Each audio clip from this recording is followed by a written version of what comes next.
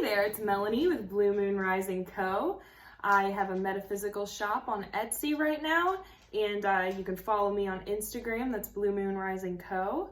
So I recently hit 500 sales and I'm so grateful, and I thought I would just make a quick video to answer one girl's question that was recently asked about her cat. So she's a new spellcaster, and she was casting a spell, and her cat was acting super weird, and she noticed that he was almost guarding the spell work, and he was being very protective and not wanting to leave the area and refusing to leave the area, and staying nearby her altar during the spell work.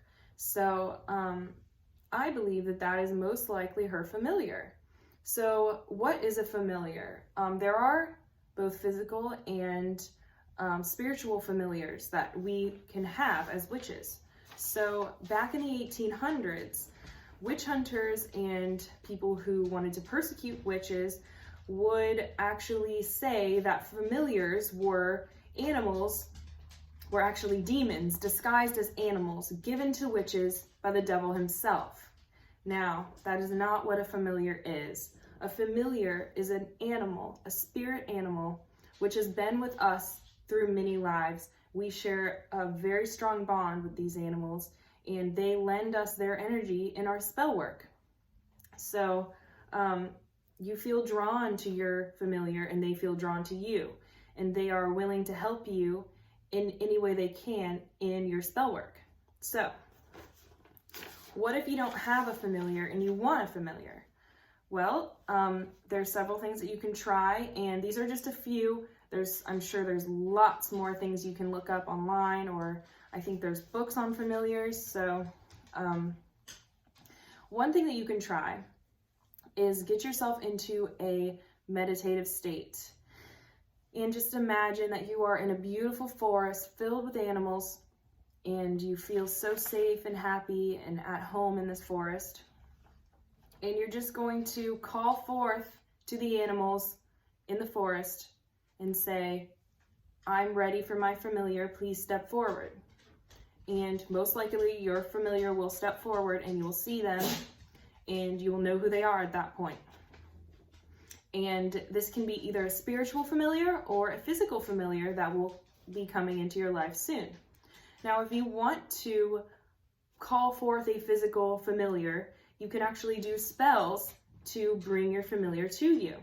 Now, when you are doing spells relating to animals, it is recommended to use brown candles. You can also use a white candle, and you can do a candle spell to call forth your familiar. I have a video on how to do a candle spell. Go check it out. It explains in detail how to do a candle spell to get anything you want. If it's a familiar you want, you're going to want to use a brown candle and maybe a little bit of come to me oil, which I do sell in my shop, to bring things towards you, and you will be wanting to do this during the full moon.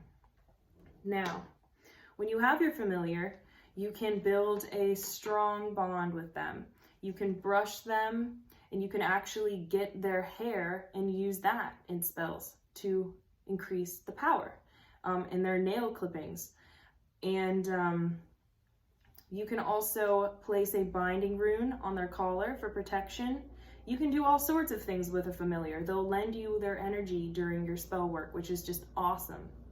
So, of course, I can see why you would want a familiar, and so I highly recommend trying to call yours forth. That is about all that I have right now in my notes. I just wanted to do a super quick video as a thank you for 500 sales. I'm just so grateful to all of you, and let me know in the comments of any more videos that you want to see, and I'm trying to do more videos, and I want to answer all of your questions in video format, so please ask me all the questions that you have. I just posted a video on how to get your ex back using feminine energy and magic. If you want to know more about feminine energy, please let me know. And yeah, I'm looking forward to reading your comments. All right, thank you.